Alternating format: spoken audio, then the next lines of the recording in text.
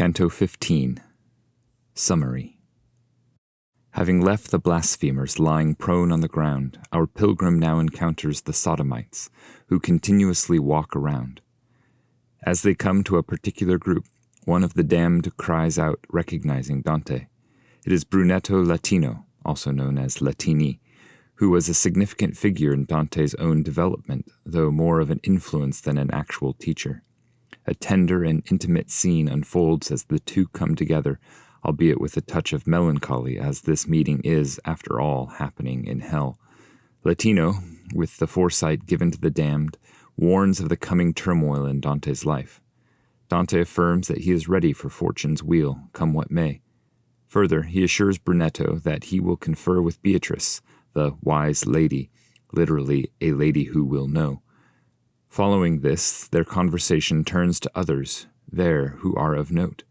This first group of sodomites are clerks, as distinguished from the aristocrats we will meet in the following canto. Specifically named are Priscin, a famous Latin grammarian from the 6th century, Francesco da Corso, a celebrated jurist from Bologna, and Andrea de Mozzi, the one-time bishop of Florence on the Arno, who was transferred to Vicenza on the Baglione by Pope Boniface VIII for his unsavory lifestyle. There his sinfully stretched sinews were laid to rest. This phrase is one of the only direct indications in the canto that Dante is dealing with sodomites, those who sin violently against God's nature. The time comes for Latino to rejoin his party, who are further ahead. Canto 15. Blasphemers, Sodomites, and Usurers. One of the hard margins bears us along. The fumes from the runnel make a thick shade, shielding both the stream and its banks from fire.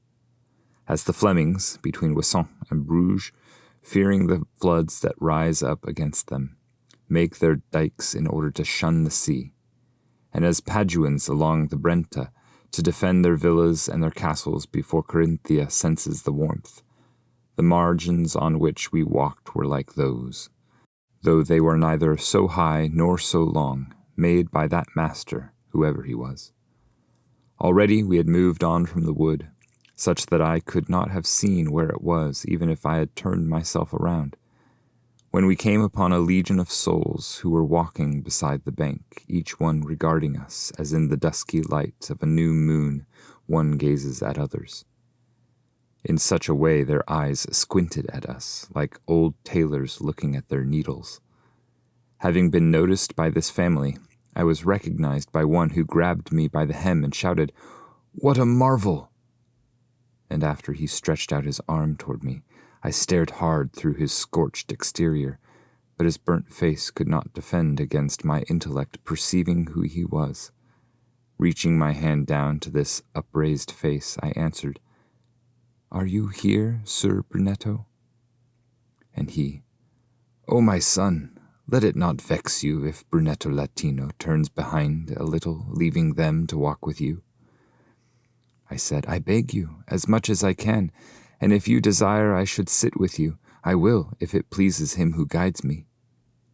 "O son," he said, "whoever of us stops at any point must lie 100 years without brushing off the burning fireflakes. Therefore keep going. I will come behind at your hem, and then will rejoin my troop that walks weeping their eternal losses." I did not dare descend from the margin to walk on a level with him, but held my head bowed as one who goes reverently. He began, "What fortune or destiny leads you here before that ultimate day? And who is this one showing you the way?" "Up there in the world, in the serene life," I said, "I lost myself in a valley before my days had reached their full number. I left it only yesterday morning, though I had turned back before he appeared, who is bringing me back home by this path." He said to me, "If you follow your star, you can't fail to reach a glorious port, if I well understood in that blessed life. And if I had not died before my time, seeing the heavens shower you with kindness, I could have given comfort to your work. But that ungrateful, malignant people, who from the ancient times came from Fiesole, and still reek of their mountains and boulders, will, for all your good deeds, stand against you. And this makes sense, for it is not fitting for sweet figs to fruit between the sour sorbs. Their ancient reputation calls them blind. They are avaricious, envious, proud. Make sure you keep yourself clean of their ways. Your own fortune saves such honor for you, both one side and the other will hunger for you, but keep the beak far from the grass. Let the Fisolan beasts tear each other apart, making straw, and not touch the plant, if any should still rise out of that muck, in which might revive the holy seedling of that Roman people that remained there when it became a nest of such malice. Were my request most fully satisfied, I answered, you would not yet be banished from human nature, for it is a thing fixed in my mind, and grieves me even now, the dear, good paternal image of you, when in the world above, from time to time, you would teach me how man might make himself eternal. How grateful I am for this will be seen, while I live, in my language. What you have just said concerning my path I write and store to be glossed with a text by a wise lady, should I come to her. This much I desire to make clear to you, as long as my conscience remains at rest. I am ready, as she wills, for fortune. Though such a pledge is not new to my ears, so let fortune spin her wheel, however it pleases her, as farmers spin their spades. Then my master turned his head back round, regarding me over his right shoulder, and said, He who notes this saying listens well.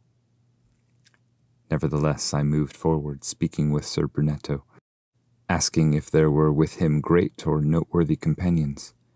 He answered me, To know of some is good, of others silence is more laudable, time being too short for such a recital. In sum, you should know that all here were clerks and great literary men of great fame, all made filthy with the same worldly sin. Priscian walks along with that woeful crowd. There also is Francesco da Corso, and see there if you can stomach such scurf, him whom the servant of servants transferred from the Arno to the Baglione, where he left his sinfully stretched sinews. I could tell of more, but to keep going, walking and talking, is not possible, for I see new fumes rising from the sand. Here come some people I ought not walk with. Let my treasure be commended to you, in which I still live. More I cannot ask. He turned back, and seemed to be of those who, at Verona, race for the green banner through the fields, and of those he seemed to be the one that wins, not the one that loses.